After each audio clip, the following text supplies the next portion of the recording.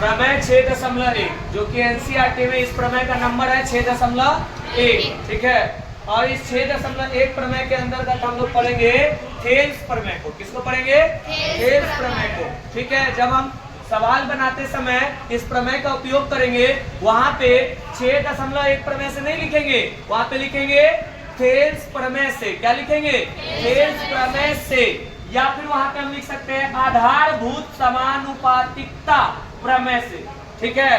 आधारभूत समानुपातिकता प्रमेय से इसका उपयोग कर सकते हैं, ठीक है। अब ये क्या रहा, इस थेल्स प्रमेय का कथन क्या है, ठीक है। इसको पहले जानते हैं, फिर उसको प्रूफ करेंगे, आपके एग्जाम में दो तरह से क्वेश्चन पूछा जा सकता है। एक तो डायरेक्ट बोल देगा कि थेल्स प्रमेय को प्रमाणित करें, थेल्स प्रमेय को प्रमाणित करें, तो आपको यही प्रमेय को प्रमाणित करना होगा। यदि आपको कह देगा थेल्स प्रमेय नहीं देगा, डायरेक्ट ये पूरा कथन लिख देगा, ये पूरा कथन लिखा रहेगा, तब बोलेगा कि इसको प्रमाणित करें। दोनों स्थिति में आपको क्या करना है? यही प्रमेय को प्रमाणित करना है। क्या बोले, समझ में आया? जब आपको कह देगा कि आप जेब से 100 रुपए जो है ना वो निकाल के मुझे दे दीजिए, आपके जेब में अगर 100 रुपए है, कोई बोल रहा है कि 100 रुपए निकाल के दे दीजिए, या आपको कह रहा है कि आप में जो पैसा है वो निकाल के दे दीजिए, दोनों स्थिति में उसको कितना रुपया मिलेगा? 100 रुपए। इसका कहना यही है कि अगर आपको कह रहा है क्वेश्चन कि थेल्स प्रमेय को प्रमाणित करे या थेल्स प्रमेय का कथन पूरा दे दे, या बोले कि इसको प्रमाणित करे, दोनों स्थिति में एक ही काम करना है। कहना क्या है थेल्स प्रमेय का, जरा देखिए। थेल्स प्रमेय कह रहा है कि यदि किसी त्रिभुज की एक भुजा, सबसे पहले त्रिभुज का चर्चा कर रहा है, मैं एक त्रिभुज बना लेता हूँ, जिस त्रिभुज का नाम दे देता हूँ ABC। क्या नाम दे देता हूँ? ABC। ABC त्रिभुज का नाम दे दिए। अब कह रहा है कि एक भुजा के समांतर, किसी एक भुजा के समांतर, किसी एक, आप जरूरी नहीं कि BC के समांतर, AB के समांतर, AC के समांतर, त्रिभुज को इस शेप में बनाया, इसीलिए हम BC के समांतर एक भुजा खींच लेते हैं। किसी एक भुजा के समांतर, किसी एक भुजा के समांतर अन्य दो भुजाओं को दो भिन्न बिंदुओं पर प्रतिच्छेद करता है। समांतर किसके खींचे? BC के। तो दो को भुजा कौन बच गया? AB और AC। इस दोनों को अन्य दो बिंदुओं पर D और E पर, D और E कोई भी दो बिंदुओं पर प्रतिच्छेद करता है, ठीक है। दो भिन्न बिंदुओं पर प्रतिच्छेद करने के लिए एक रेखा खींचा जाए। अगर एक भुजा के समांतर दूसरा रेखा खींचा जाए जो अन्य रेखाओं को दो बिंदुओं पर प्रतिच्छेद करने के लिए एक रेखा खींचा जाए, तो अन्य दो भुजाएं एक ही अनुपात में विभाजित होगा। दो को जो भुजा रह गया ना इधर AB और AC, ये दोनों का अनुपात एक ही होगा। ये कह रहा थेल्स प्रमेय। दोनों का अनुपात बोले तो क्या? AD बट्टा BD बराबर होना चाहिए AE बट्टा EC, इसके बराबर होना चाहिए, है ना। इसको अब प्रमाणित करेंगे, ठीक है। कैसे करेंगे? सबसे पहले हमको दिया क्या है भाई? दिया है कि BC समांतर DE, BC समांतर D लिखे या DE समांतर BC लिखे, ठीक है, ठीक है।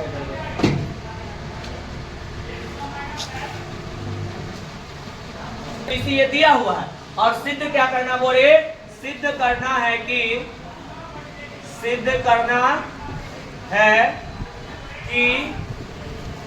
AD बट्टा BD बराबर AE बट्टा CE, ये प्रमाणित करके लाना हमको। ये दिया है, ये प्रमाणित करके लाना है। AE बट्टा BC, B समांतर BC दिया है और ये सिद्ध करके लाना। इसको सिद्ध करने के लिए अब हम इस त्रिभुज में कुछ रचना करेंगे। क्या करेंगे? रचना, अपने मन से, जैसे कि, और उस रचना को यहाँ लिख देंगे, रचना। क्या हुआ? कौन आ रहा है? कौन? रचना क्या करने जा रहा है?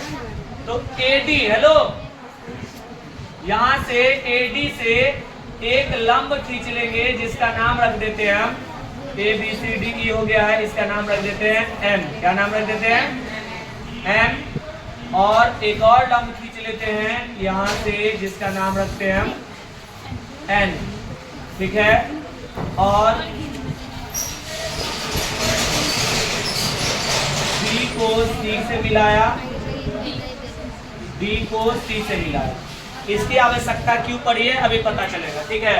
हमने रचना में किया है कि एडी, हेलो एडी नहीं, एम ई लंब खींचा, एम ई लंब खींचा, किस पे लंब खींचा? एडी पे, किस पे? एडी पे। और एनडी लंब खींचा, एनडी, एनडी किस पे खींचा है? एनडी लंब खींचा हमने एई पे, किस पे? एई पे लंब खींचा, ठीक है। और बी को ई से मिला है, सी को डी से मिला है, इसमें लंब है नहीं, ठीक है। अब हम आएंगे किस त्रिभुज में? एडी त्रिभुज में। पहले ऊपर वाले त्रिभुज में, किस त्रिभुज में आएंगे? ऊपर वाले त्रिभुज में, त्रिभुज। और ये लंब खींचे या लंब का सिंबल दे दीजिएगा,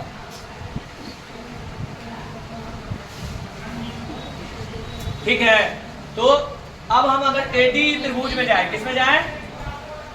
त्रिभुज एडी, एडीई में, एडी। अब हम इसका प्रमाण देखेंगे, हमको पता है कोई कर्म का नहीं बनाओगे। एडीई में देखो वो त्रिभुज के क्षेत्रफल को हम सूचित करते कैसे? ए आर से, किससे? ए आर से। ए आर लिख करके उस त्रिभुज को लिख दे, जैसे त्रिभुज लिखना था A R A D E, मतलब area of AD, area of AD हो गया। तो यहाँ पे अभी हम एरिया ऑफ एडी निकालने जाएंगे। क्या निकालने जाएंगे?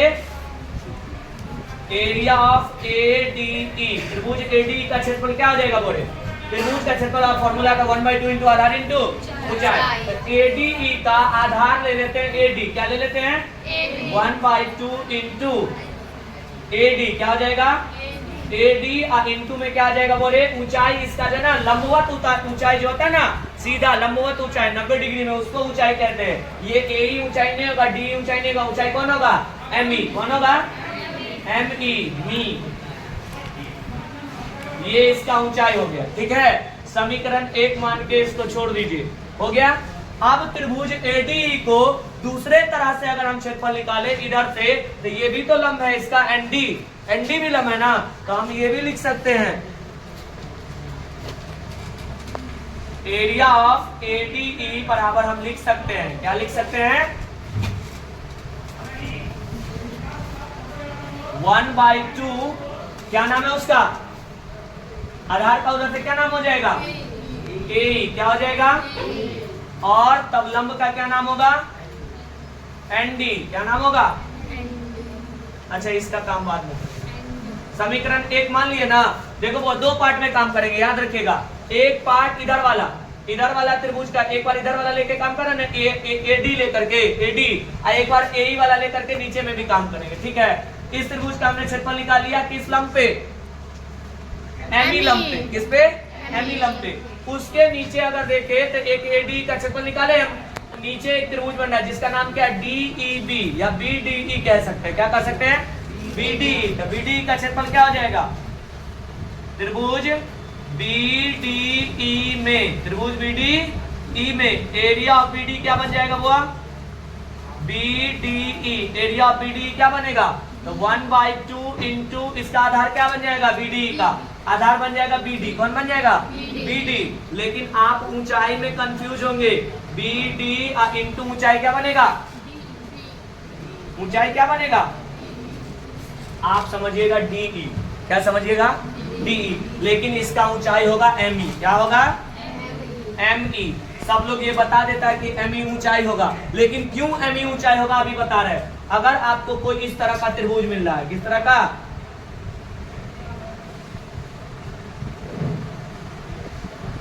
ऐसा ना, ऐसा ही है ना ये त्रिभुज, जरा गौर से देखें तो ऐसा ही है। ये वाला रेखा जो ना बाहर की ओर भागा हुआ है ना, तो इसका आधार, ये नाम क्या है इसका? B D E. इसी तरह का ये त्रिभुज है, जरा गौर से देखेगा इसी तरह का मिलेगा। तो आप आधार तो बी डी ले लिए, ठीक है, लेकिन ऊंचाई जो डी ले लीजिएगा ना, ये ऊंचाई इसका डी नहीं होगा, क्योंकि ये सीधा 90 डिग्री में नहीं है ना। तब इसका ऊंचाई पता करने के लिए क्या करेंगे? सबसे ऊंचे वाले बिंदु पे, सबसे ऊंचे वाले बिंदु से एक लंब डालेंगे नीचे, कहां तक डालेंगे कोई पते नहीं है ना। इसके लिए हम क्या करेंगे? बीडी भुजा को और आगे की ओर बढ़ाएंगे, तो बढ़ी हुई भुजा बीडी जहां पे जाके मिलेगा इससे, है ना, इसका नाम क्या दे देते हैं? एम, जो कि यहाँ आपको दिख रहा है। बीडी भुजा बढ़ा हुआ कहां तक? एम तक। तो ये जो सीधा ऊंचाई होगा ना, यही आपका क्या कहलाएगा? लंब। त्रिभुज का ऊंचाई कहलाएगा, ठीक है ना। इसीलिए हम एमई को लेते हैं लंब। क्या लेते हैं? लंब। समझ में आया ना? तो यहाँ पे त्रिभुज का क्षेत्रफल BDE का क्षेत्रफल 1/2 इंटू BD इंटू ME, क्या हो गया ME। समीकरण 2। अब हमको चूंकि प्रूफ जो करना है ना वो अनुपात में प्रूफ करना है। किस चीज में? अनुपात में। AD अनुपात BD बराबर AE अनुपात C। तो बाएं साइड वाले दोनों का ऊपर नीचे दोनों का, ऊपर वाले त्रिभुज और नीचे वाले त्रिभुज का काम कर लिए, इसका दोनों का अनुपात निकाल लेते हैं। यानी एरिया ऑफ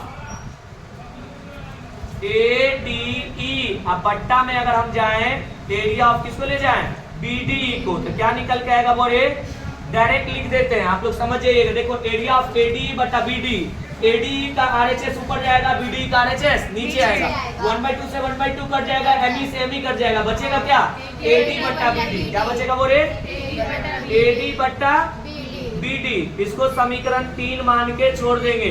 बायां तरफ का काम मेरा हो चुका है ना। अब सेम यही प्रोसेस हम दायां तरफ करेंगे। कहाँ करेंगे? दायां तरफ। राइट हैंड में भी ऊपर वाला पूरा त्रिभुज ले लेते हैं AD। क्या ले लेते हैं? ADE। फिर से हम काम करेंगे इसी त्रिभुज में, त्रिभुज ADE में। लेकिन इस बार जो है ना एरिया ऑफ ADE हम क्या लिखने जा रहे हैं? ADE बराबर क्या हो जाएगा बोले? 1/2 तो होगा ही, लेकिन आधार इस पर क्या हो जाएगा? AE। क्या हो जाएगा आधार? AE आपका आधार हो जाएगा। और ऊंचाई क्या हो जाएगा इस बार? ND। क्या हो जाएगा?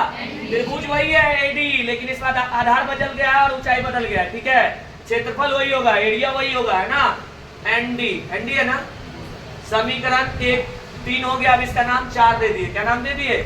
4, ठीक है। अब आगे आइए। इसी प्रकार अब इसका ऊपर वाले का काम हो गया। अब नीचे वाला, इधर में भी ऊपर वाले का काम करें। नीचे त्रिभुज में आया था ना, तो नीचे कौन सा त्रिभुज बन रहा है इसमें? CED। CE क्या बन रहा था? BDE। यहाँ बन रहा है CD। क्या बन रहा है? CDE बनाइए, DDE, ठीक है। त्रिभुज क्या लिखे बोलो ना, कुछ भी लिख सकते हैं। CDE लिखो, ECD लिखो, EDC लिखो, कुछ भी लिख सकते हैं। क्या लिखे? CED लिखना है आप लोग को, ठीक है। आप CED लिखे। CED में हो गया। CED में एरिया ऑफ CED क्या निकलने वाला है? एरिया ऑफ AR से एरिया को सूचित किया जाता है। CED बराबर क्या हो जाएगा? इसका आधार क्या होगा बुआ? CE। क्या हो जाएगा? 1/2 इंटू आधार तो हो गया ना, EC या C लिखो, कुछ भी है ना, हो गया। इसका ऊंचाई क्या होगा बताओ बुआ? बहुत आदमी फट से लिख देंगे D। क्या हो जाएगा इसका ऊंचाई? D नहीं। ऊंचाई कौन होगा? लंबवत ऊंचाई यहाँ से हमको निकालना पड़ेगा, है ना। इस आधार को हम आगे की ओर जब बढ़ाएंगे ना, तो अंतिम बिंदु से सबसे ऊंची चोटी से जहां मिलेगा उसको आपका क्या हो जाएगा? ऊर्ध्वाधर लंबाई, 90 डिग्री में लंबाई हो जाएगा। क्या कहाँ? अच्छा, ये ना CED 1/2 इंटू EC हो गया। इसका ऊंचाई क्या रखेंगे बोले? ND। क्या रखेंगे ऊंचाई? ND। अब इसका नाम दे दिए समीकरण 5। क्या नाम दे दिए? समीकरण 5। फिर से इधर वाले का भी अनुपात निकालेंगे। तो इधर वाले का अनुपात मतलब क्या? एरिया ऑफ ADE बटा एरिया ऑफ CED बराबर, इधर देखिए जब इसको अनुपात में रखेंगे 1/2 से 1/2 कट जाएगा, ND से ND कट जाएगा, क्या बचेगा? AE बटा EC, ठीक है। समीकरण 6 नाम दे दीजिए। अब हमें देखने को मिल रहा है समीकरण 6 और यहाँ गड़बड़ हो गया। एक चीज गड़बड़ यह हो गया कि देखो बुआ, नीचे ऊपर वाला तो दोनों समीकरण का एक जैसा दिख रहा है, ADE, ठीक है। ADE दिख रहा है ना, लेकिन नीचे वाला C इसमें आ गया CED और इसमें हो गया BDE। क्या हो गया? BDE। इसीलिए रुक जाएंगे जरा, एक लाइन को इसको हम मिटा दे रहे हैं, अभी रुक जाएंगे, है ना। एरिया ऑफ CED जो लिखे थे ना, CED को अब हम मिटाने जा रहे हैं। क्यों? CED के जगह पे हम लिखने जा रहे हैं BDE। क्या लिखने जा रहे हैं? BDE। अब कहेगा ये तो जबरदस्ती है ना, लेकिन नहीं है जबरदस्ती। हम लोग 9th क्लास में एक प्रमेय पढ़े हुए हैं कि एक ही आधार पर बने हुए त्रिभुज, एक ही आधार पर देखो बुआ, ये ABC बना है और इसी आधार का उपयोग करके अगर दूसरा त्रिभुज हम बनाते हैं ना, ऐसे, है ना, तो इसका भी लंबाई होगा ना, एक ABD, हम लंबाई नहीं सॉरी एरिया, ABC एक त्रिभुज बना और एक त्रिभुज क्या बना? ABD। तो दोनों ही त्रिभुज का क्षेत्रफल क्या होगा? बराबर होगा, जो 9th क्लास में हम लोग प्रूफ किए हुए हैं। ठीक है, कि एक ही आधार पर बने हुए त्रिभुज का क्षेत्रफल हमेशा क्या होता है, बराबर होता है, समान होता है। तो यहाँ जो ये त्रिभुज है ना, ये कौन, BDE और CED, BDE और CED, ये दोनों का आधार एक ही है। देखो DE इसमें भी आ रहा है और DE, देखो ये जो त्रिभुज है ना उधर वाला, ये इस तरह से आपको दिख रहा है, इस तरह से दिख रहा है ना, नाम है DEB। और इधर वाला त्रिभुज आपको इस तरह से दिख रहा होगा, ये नीचे की ओर ऐसे आया हुआ, क्या ऐसा ही दिख रहा है ना। इसका नाम है क्या, यहाँ D नाम है, यहाँ E नाम है और नीचे क्या नाम है, C। लेकिन आधार दोनों का क्या है, एक ही है। तो एक ही आधार वाले त्रिभुज का क्षेत्रफल हमेशा क्या होता, बराबर होता। इसीलिए हम यहाँ CED का क्षेत्रफल बोले या BDE का क्षेत्रफल बोले, दोनों क्या होने वाला, बराबर। इसीलिए हम क्या किए यहाँ पे CED के जगह पे BD का उपयोग कर दिए। इससे क्या फायदा होगा अभी बता रहे हैं, 1/2 इंटू EC, इधर कोई परिवर्तन नहीं आने वाला है, क्योंकि ये जो एरिया है ना, इसका एरिया CED का और वो BD के बराबर हो सकता है। ठीक है, EC इंटू ND, इसका नाम दिए समीकरण 5। हो गया, 7 और 5 यहीं पे हो गए। अब इस दोनों का अनुपात निकालते हैं। अब दोनों का क्या निकालते हैं, अनुपात। एरिया ऑफ ADE बट्टा कितना, एरिया ऑफ BDE। अब क्या मिला, अभी जो बोले ना, इसको बदलने से क्या फायदा हुआ कि समीकरण 3 का जो LHS था उसी के जैसा इसका भी LHS हो गया ना, हो गया ना। इससे क्या होगा, अब दोनों अब इससे क्या होगा, दोनों का LHS एक जैसा हो गया, तो दोनों का LHS एक जैसा हो गया। तो हम ये भी पढ़ चुके हैं, ये भी पढ़ चुके हैं 9th क्लास में कि यदि किसी दो समीकरण का बायां पक्ष बराबर है तो उसका दायां पक्ष भी बराबर होगा। बायां पक्ष अगर बराबर है तो दायां पक्ष भी बराबर होगा। तो हमने बायां पक्ष बराबर करने का कोशिश किया और दोनों का अनुपात क्या हो जाएगा, बोले किसका अनुपात निकाले, AD ये वाला और BD इस त्रिभुज का है ना। तो ये ऊपर कौन जाएगा, 1/2 AE, 1/2 AE ND, और नीचे कौन आएगा, 1/2 CE ND। 1/2 से 1/2 कटेगा, ND से ND कटेगा, कौन बचेगा ऊपर, AE बट्टा EC, समीकरण 6। अब हम अगर यहाँ बोले समीकरण 3 और 6 का 4 लिख दिए, 3 और 6 का बायां पक्ष, कौन सा पक्ष, बायां पक्ष समान है, क्या है, समान है। इसीलिए समीकरण 3 और 6 का दायां पक्ष, कौन सा पक्ष, पक्ष समान होगा, बायां पक्ष समान है तो दायां पक्ष भी क्या होगा, समान होगा। तो दायां पक्ष उसका क्या है, AD बट्टा BD, और इसका दायां पक्ष कौन है, AE बट्टा EC। यही प्रूफ करके लाना था ना, AD बट्टा BD, AE बट्टा EC बोलो या CE बोलो, एक ही बात है ना, समझिए। अभी ये हमने प्रमाणित कर लिया। इस थ्योरम का नाम है थेल्स प्रमेय, इस प्रमेय का नाम है थेल्स प्रमेय, या इसको हम आधारभूत समानुपातिकता प्रमेय भी कह सकते हैं ना। ठीक इसी का एक उल्टा प्रमेय आने वाला है 6.2 में, उसको क्या बोलते हैं, आधारभूत समानुपातिकता प्रमेय का विलोम। ठीक इसका उल्टा होगा, जो इसमें दिया था और प्रूफ करके लाने के लिए करा था, इसमें जो प्रूफ करके लाने के लिए करा ना वो दिया होगा, और जो दिया था वो प्रूफ करके लाना होगा। समझ रहे बात को। इस थ्योरम में अगर कोई दिक्कत है तो बताइए, दोबारा देखिएगा, समझ में आएगा। ठीक है, पहले त्रिभुज के बाएं तरफ का काम कर लिए है ना, बाएं तरफ में एक ऊपर वाले त्रिभुज और नीचे वाले का बाएं तरफ वाला त्रिभुज है ना। फिर दाएं पक्ष में ऊपर वाला त्रिभुज और नीचे वाला का दाहिने तरफ का त्रिभुज है ना।